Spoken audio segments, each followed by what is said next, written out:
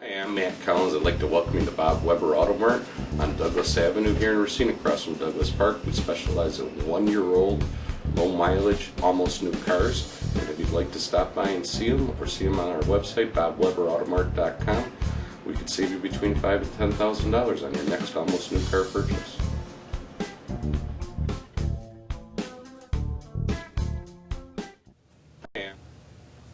Welcome to another edition of Sports Junkies. Time to talk some Preps basketball here at RacineSportsZone.com. I'm Steve Sparky Fifer from Sports Radio 1250 WSSP in Milwaukee. Gery Woelfel sits down the table for me, of course, from the Racine Journal-Times. You know the man in the middle, but do you know how to pronounce his name the proper way? That is the question. It's Coach Treutelaar. Thank you, Sparky. Like Detroit, Treutelaar is how he said it to me, and I've been saying it wrong forever. So that's good. I know, being a coach, I'm sure you've been called many things. Here it is. Besides that, but kind of like Sparky. Right, exactly. Let's talk a little bit about your schedule and how kind of the whole schedule played out. I mean, you guys are obviously 8-1 in the conference, 10 wins overall.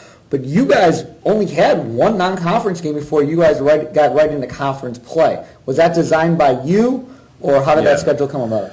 Yeah, we would have liked to have had another one, but the way things laid out, I don't like to play until we get to that Thanksgiving break. Okay. And because of that and the early start to our conference schedule this season, that was just the way things kind of played out. And we like to have the non-conference games throughout the season so we don't have these long stretches where we have a week or 10 days between games. So it's kind of give and take a little bit. And when you talk about coaches, in general, high school basketball coaches, do you think the consensus would be you'd rather have the non-conference games early and then play conference play the rest of the way out, kind of like college basketball does, or do more coaches like the way it is set up right now? I would rather play more non-conference games early and have the conference play start later. Right. That's what I would prefer personally. I don't know how other coaches feel about that. Playing 3 or 4 conference games prior to the holiday break, and then you get that long break, and some kids are gone for vacations. It kind of breaks things up.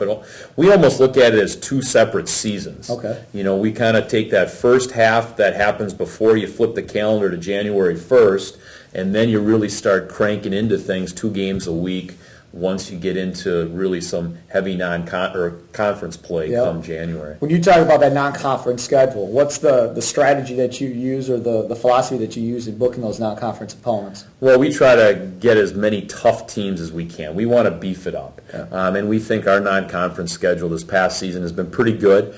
And we want to continue doing that year in and year out because I think that just helps you come conference play. Well, I'll tell you what, there's been a lot of good coaching jobs in the county this year. I think of Eric Henderson now to Catholic Central. Correct. And who would have saw Catholic Central, doing what they did. I also think you've done just a marvelous job. Well, thank you, Gery. I do. My compliment of the day. I appreciate it. But no, I think going to this season, everybody thought, okay, Horlick's going to have a nice team. They're going to be maybe in the middle of the pack. And right now, you're in the title hunt. And you got some games coming up where you could, make a serious run at the conference title. I guess the question I have for you is, did you expect to be this good? Well, coming into the season, we expected to be good. We lost, Trayvon Bunch, 6'11". It definitely put a hole in the middle for us, so to speak. Exactly. It would do that to anybody. Right. But Andre Berry and Ricky Neal, as of late, have really stepped up for us. Mm-hmm. So to get back to your question, we expected to be good. Did I expect to be 8-1 going into Friday night's game? Which is against Park, by the way, right? Yes, it's our first meeting with Park. And so it is a little bit of a surprise probably to myself and a few others, but these kids have played very well together. Mm-hmm. And when you come together like they have, anything can happen. And our conference, obviously cases by far, top of the line, that they are the team of the conference. Yes. Cream of the crop, yeah.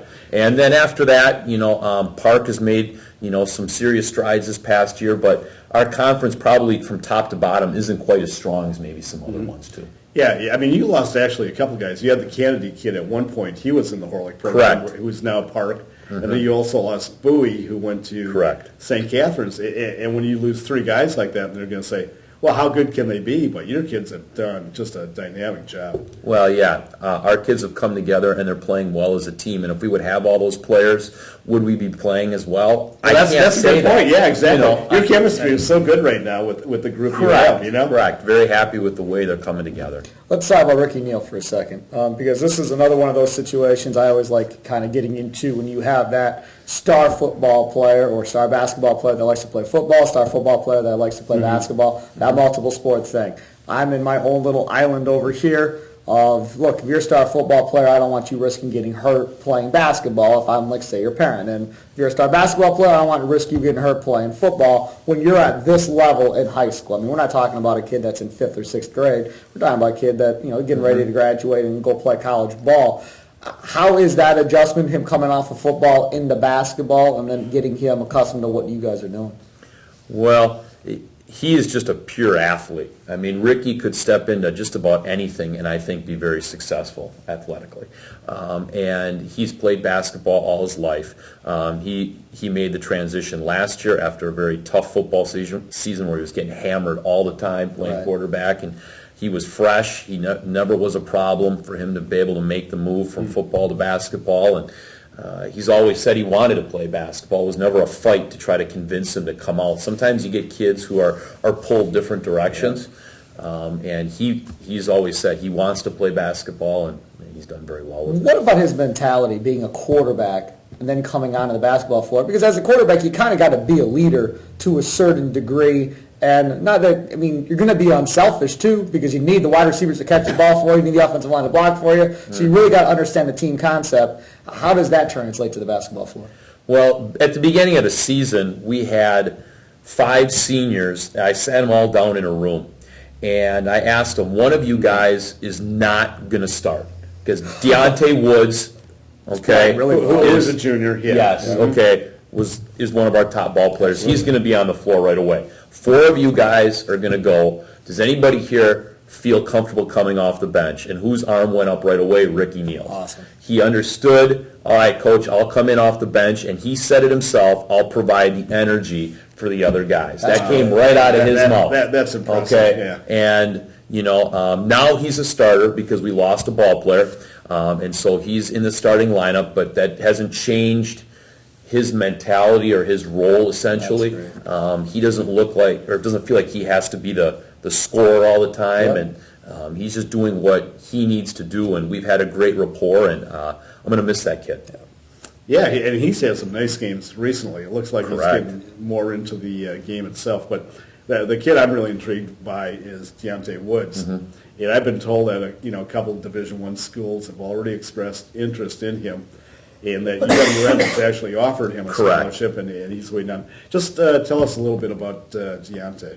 Well, Deontay's very long, in terms of 6'1", at the point for us, stretching 6'2" now, and he can knock it down from the outside. He's got great range. Defensively, he's improved his game, and offensively, he knows how to get other players involved, doing exactly what you want your point guard to be doing. He's maturing. Is he one of the better players you've had?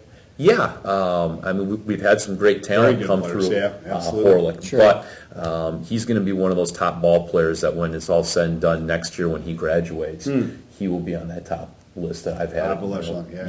Ball players at Horlick. One thing I always am kind of intrigued by, when you have a player that's really good, again, and you just always seemingly have them, like you have a guy playing close to home, like at Marquette, Jamil Wilson, who went to your school. How good is that relationship, I guess, between Jamil Wilson and Horlick in the basketball program? Well, Jamil stays in touch, via text messaging. He's in his own world, up at Marquette. It's like a job up there. Yeah, it really is. Yeah. And he's looking at playing at the next level. Once he graduates here, and he's got a lot of things on his plate. But he stops in at Horlick. We see him, in the off season. Sure. And he stays in touch, and he's just a great kid. Anybody who's associated with him knows how bubbly he is, how fun of a personality, and he's not just a basketball person. But that helps you to a certain degree, I would imagine, because, anytime you start talking about different high school coaches, I think it's kind of like college coaches. You think Tom Crean, you think Dwayne Wade, right? Right away.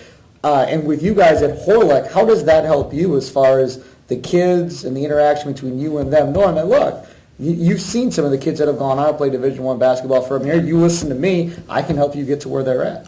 Well, we try to make reference to Jamil with our younger kids and to let them know that we've had players like him or Antoine Oliver. That's another one. They were together.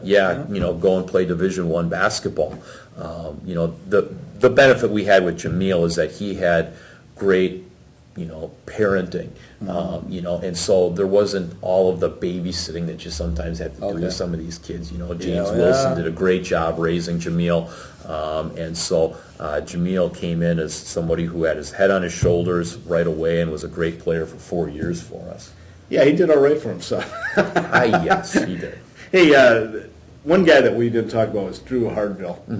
Tell us a little bit about him. He doesn't get a lot of pub, but obviously he's an important piece to your... Well, yeah, he plays the point at times, too, when we moved Deontay Woods off of the point. And he was a football player for Brian Fletcher and kind of likes to mix it up, likes to get inside, play physical.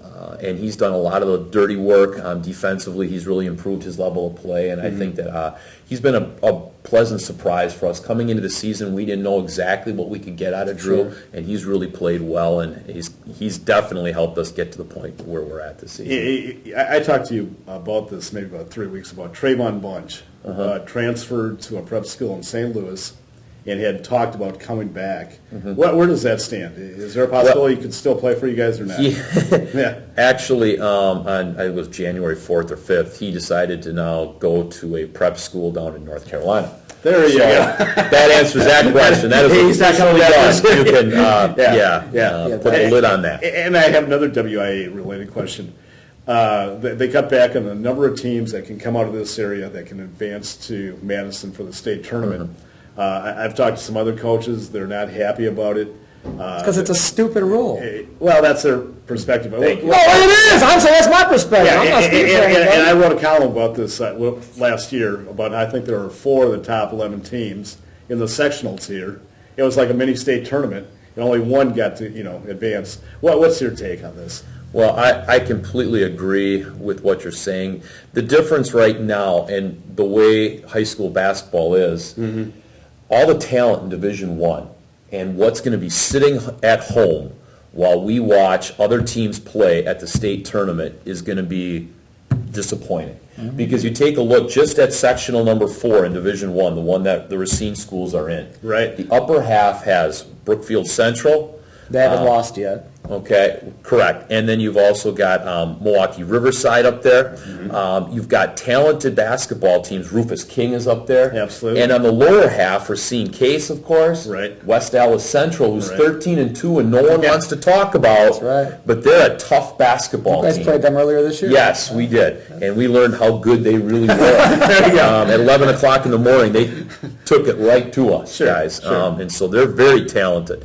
And Milwaukee Hamilton has some loony kid that you probably heard of before. I've heard of him, yeah. Okay, Yeah. Pretty good. So one team out of that, all those you mentioned, are going to go to Madison. Correct. I mean, And- that to me is a farce. And what it means for city schools. Now, people want to say, well, their attendance, at these games is not good, but it means so much for those kids and those schools, for these city schools to get to the state tournament. Absolutely. And now you're essentially saying you're going to get one up there. Couldn't agree with you more. And I don't know. I'm not Are you in favor of hopeful it. that the WIA is going to turn this, back, or do you think they're going to just? They never will. Oh, they will. Yeah, They will. When this regime gets out of there, then it'll change. You really think so? Yeah, and I'll start calling out names if you want. You probably don't want me to.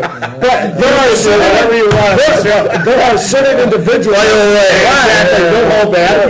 Right. There are certain individuals that need to be moved out, and there are certain older coaches that should have retired years ago that have a big say in what's going on. I would say, I don't know, Cuba City. Jerry Pettigrew's got a lot of say in what's going on. In the state in general. And again, look, he's got a Hall of Fame career. I'm not saying he shouldn't have some say, but you are really screwing over these schools, and I agree with you. And this whole thing about, a lot of people don't show up. Okay, so it's about attendance. It's not about finding the best Exactly. team. I mean, it's not about rewarding the kids. It's about making sure we have people from up north coming down to Madison to see their team play. That's what it's You about. are 100%. I mean, That's you know, awesome. if you really care about the kids, then make it fair. Right, absolutely right. He is Coach Treutelaar. Detroit, Treutelaar. Thank you. Yeah, for Racine Horlick. Don't ever screw it up again. Steve Sparky, Fifer with Sports Radio 1250. Gery Woelfel with the Racine Journal Times. We'll talk to you next time here at RacineSportsZone.com on Sports Junkies.